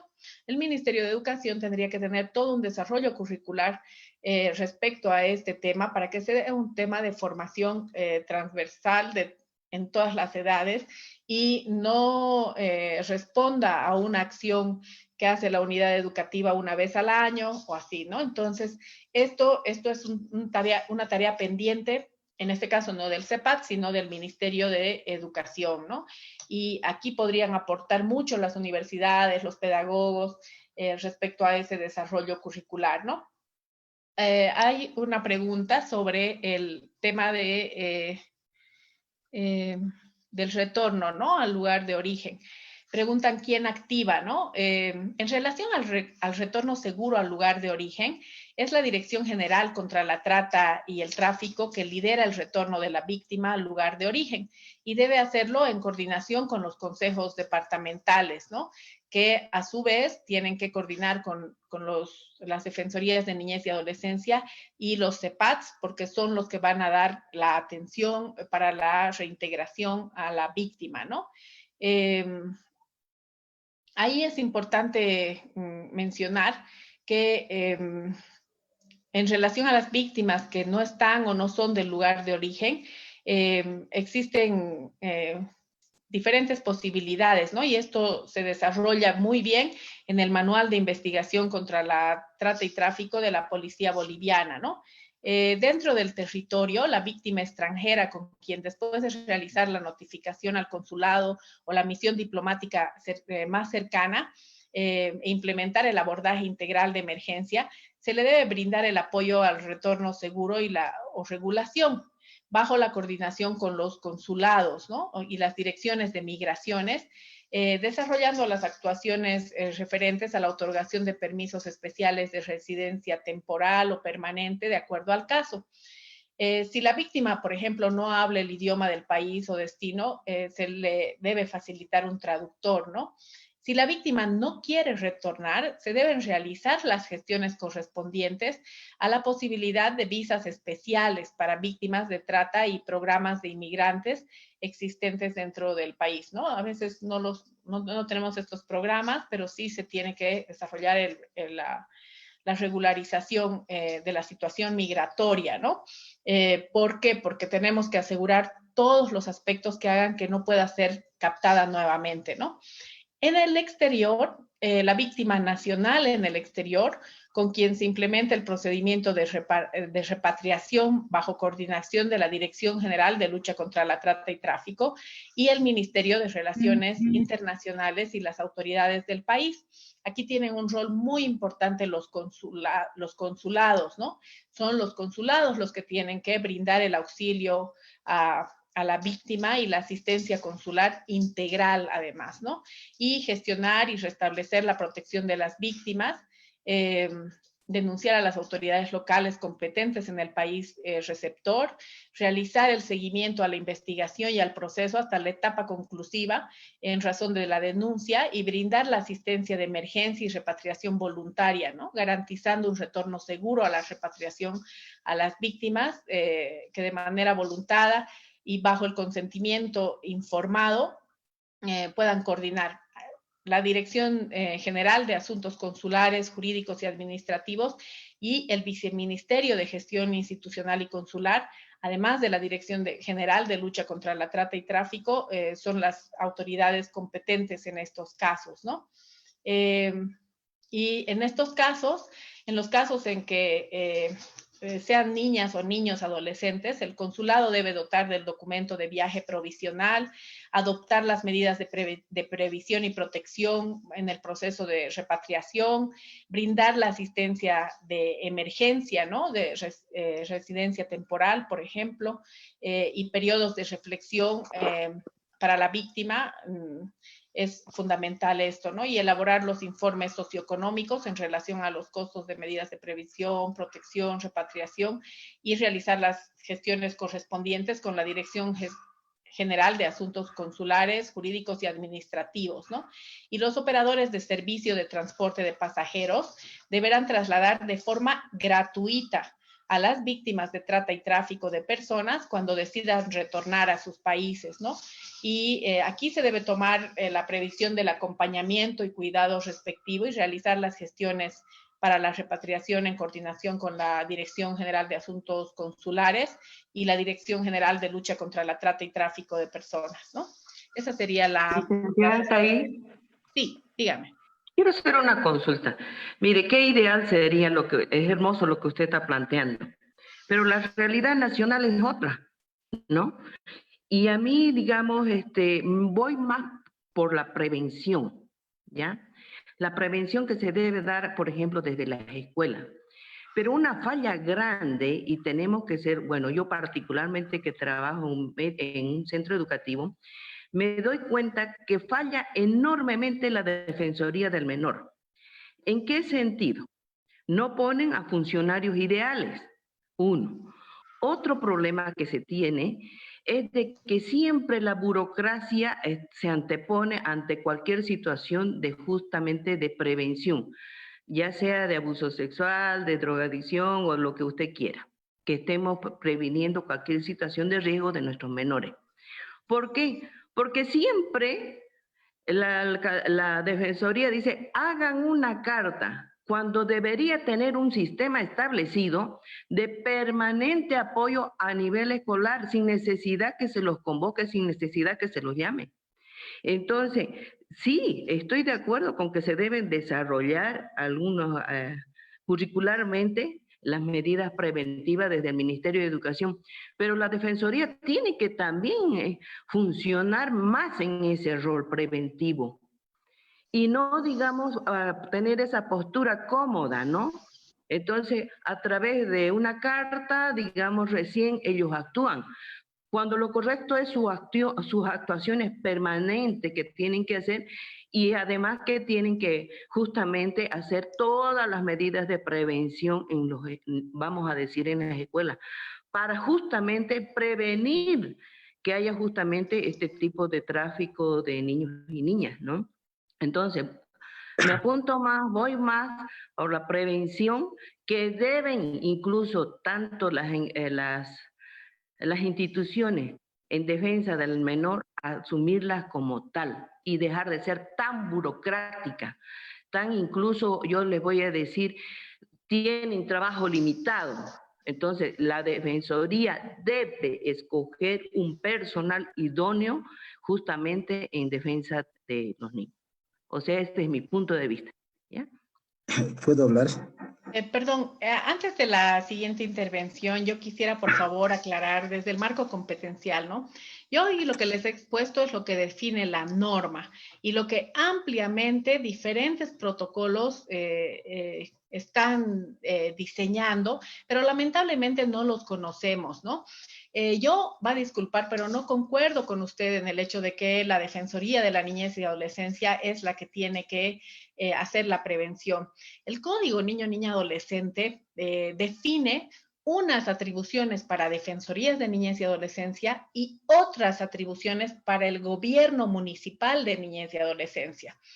Entonces, el código, el 2014, hizo un viraje del anterior código, definiendo que la prevención no la deberían desarrollar las defensorías, porque las defensorías están llamadas a hacer la atención de los casos en los que haya habido vulneración de derechos o violencia contra niños y adolescentes, y la Defensoría debería hacer seguimiento a ese tipo de atención.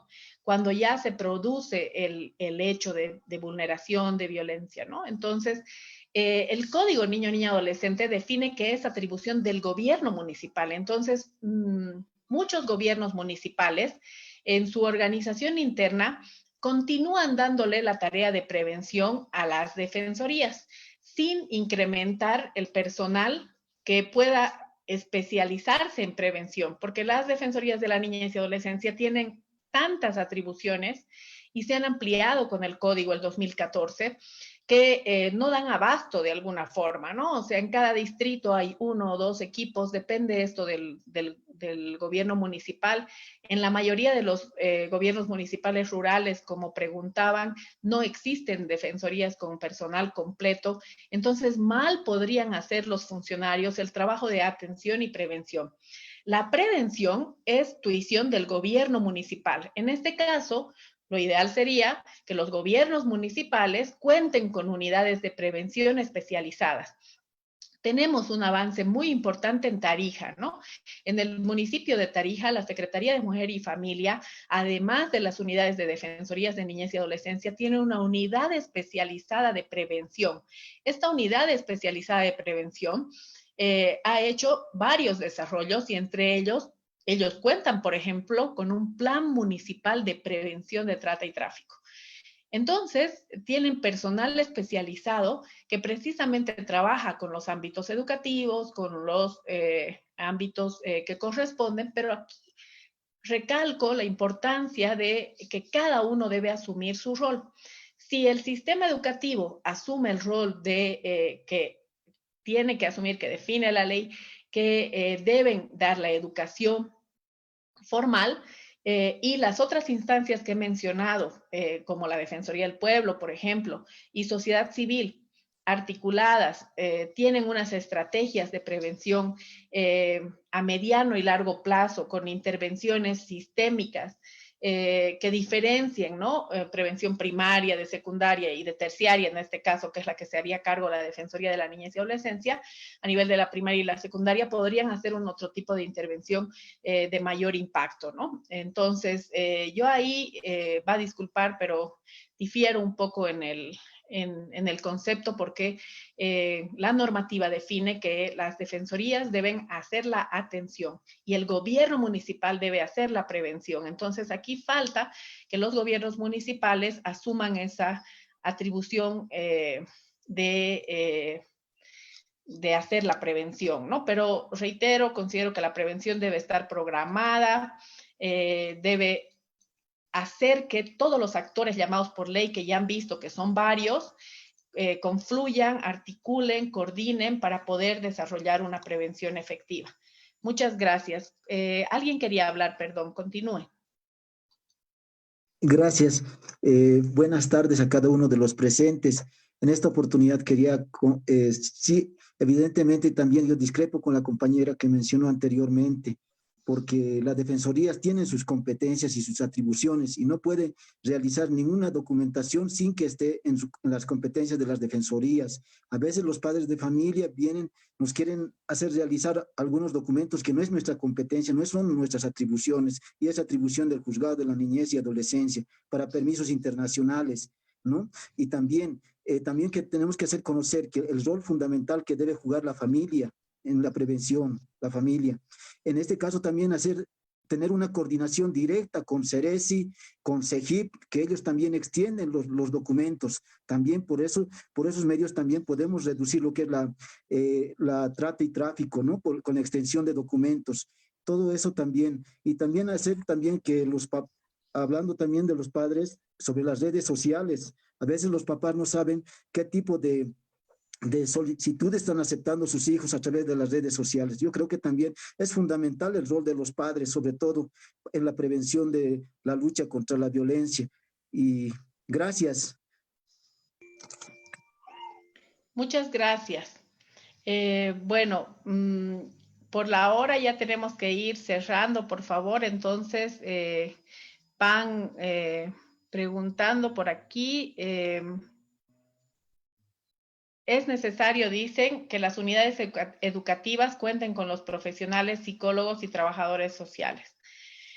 Hay normativa específica, hoy día no la vamos a abordar porque no estamos hablando de esto, pero sería un muy buen tema para abordar a futuro sobre esto, ¿no? O sea, el Ministerio de Educación también debería, es verdad, activar espacios de atención psicológica, pedagógica, ¿no? Es fundamental el rol de estos profesionales en estos espacios. Ahora, mencionan, las defensorías, hay avances que no se prestan atención o piden que sea algún familiar el que ha visto el maltrato a los niños y un vecino lo denuncia, no hacen caso. ¿Cómo podemos hacer para este caso? Bueno, es fundamental que todos denunciemos, ¿no? Lamentablemente no hay una cultura muy alta de la denuncia en nuestro país y esto ocurre en todos los municipios, ¿no? Es fundamental que todos y todas denunciemos. Si no nos hacen caso, pues tenemos que ir a las otras instancias correspondientes, ¿no? Por ejemplo, si en una instancia pública no nos responde, no nos atiende, la Defensoría del Pueblo está para hacer que cumplan con su rol las instancias públicas precisamente. Entonces, hay que acudir a estos espacios, al Consejo de Trata y Tráfico, a la Defensoría del Pueblo, y a las otras instancias correspondientes, ¿no? Ya hemos visto que reciben la denuncia no solo directamente en las defensorías de niñez y adolescencia, sino también en la policía, la fiscalía, ¿no? Y es fundamental que todos luchemos porque las denuncias se escuchen, ¿no? Y se atiendan sobre todo.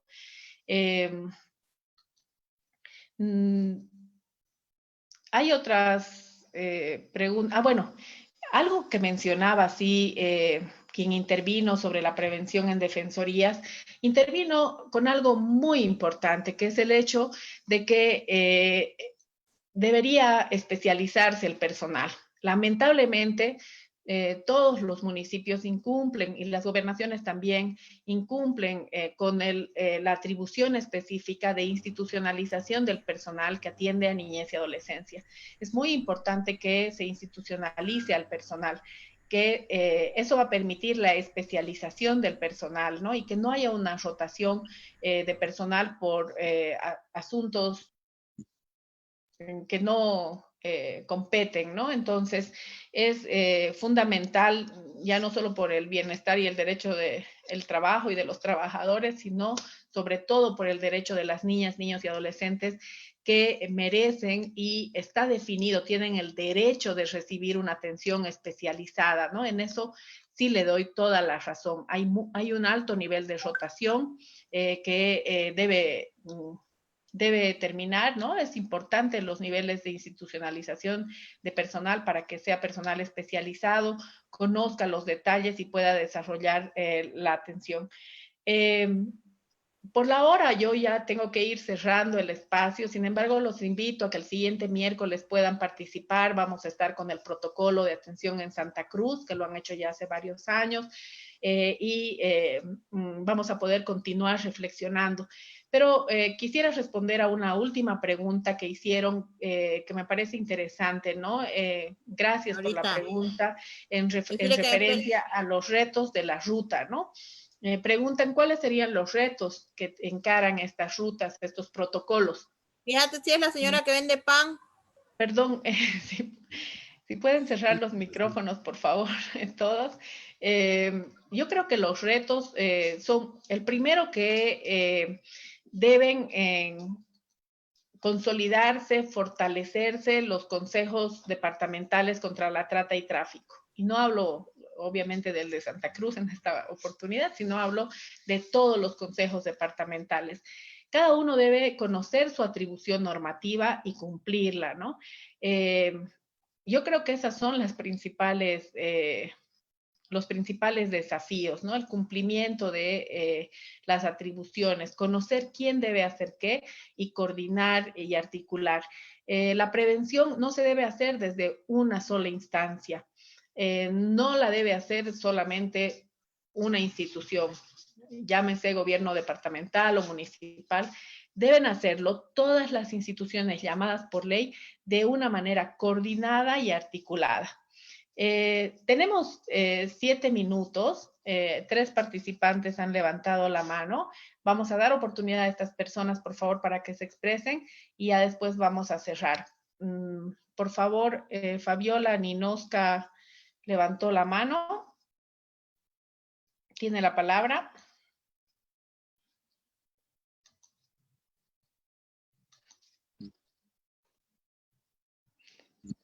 Fabiola Ninosca. Bueno, mientras participa José Ernesto, por favor, tiene la palabra, levantó la mano. Juan Carlos, también levantó la mano. Adelante. Ya participé, gracias. Ah, ya, perdón, Sí, gracias. gracias. Bueno, entonces ya creo que son todas las participaciones. Como tenemos los otros miércoles que vamos a continuar dialogando sobre el tema de trata, tráfico, vamos a abordar también el tema de violencia y violencia sexual, diferenciándola, claro, de la de violencia sexual comercial.